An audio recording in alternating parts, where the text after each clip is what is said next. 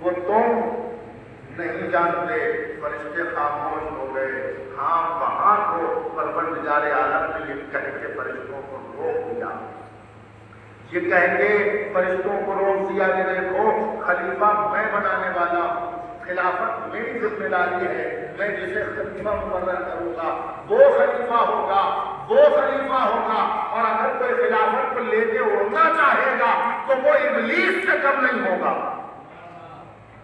نہیں غور فرمایا آپ نے؟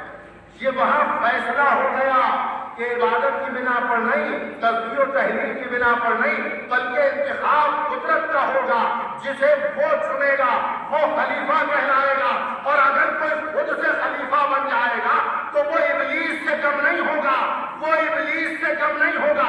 یہی تو ہوا کہ ختم رسول کے بعد بعد نبوت محمد مصطفیٰ جیسے ہی حضور سرورے کائنات کی آنکھ بند ہوئی، کچھ ابلیس نما افراد خلافت لے کے اڑ گئے۔ کچھ ابلیس نما افراد خلافت لے کے اڑ گئے۔ کبھی کسی نے اچک لی، کبھی کسی نے اچک لی، کبھی کسی نے اچک لی۔ تو جانے کی رام کل توجہ ہے نا، مضمون کی گفتگو شروع ہو چکی ہے، بھرپور توجہ چاہتا ہوں، اور جتنے لوگ مجھے تقریباً چاہیے تھے اتنے حاضر بھی ہو چکے ہیں۔ اب میں چاہوں گا یہ کہ ایک لفظ غور سے سنیں اور توجہ ہو کر کے مجلس میں حاضر رہیں، تو کچھ مجھے بھی پڑھنے میں لطف آئے گا اور آپ کو بھی کچھ سننے میں لطف آئے گا۔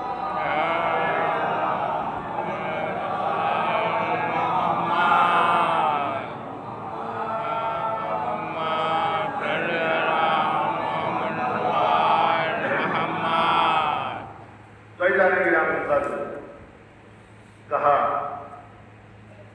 ایسے کو بنائے گا کہ جو میں جانتا ہوں تو تم نہیں جانتے۔ فرشتے خاموش ہو گئے۔ اب کیا ہوا؟ اب کیا ہوا؟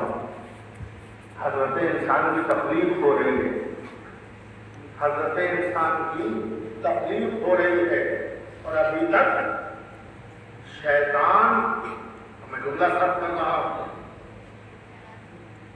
حضرت انسان کی تکلیف ہو رہی ہے اور ابھی تک شیطان خلق نہیں ہوا۔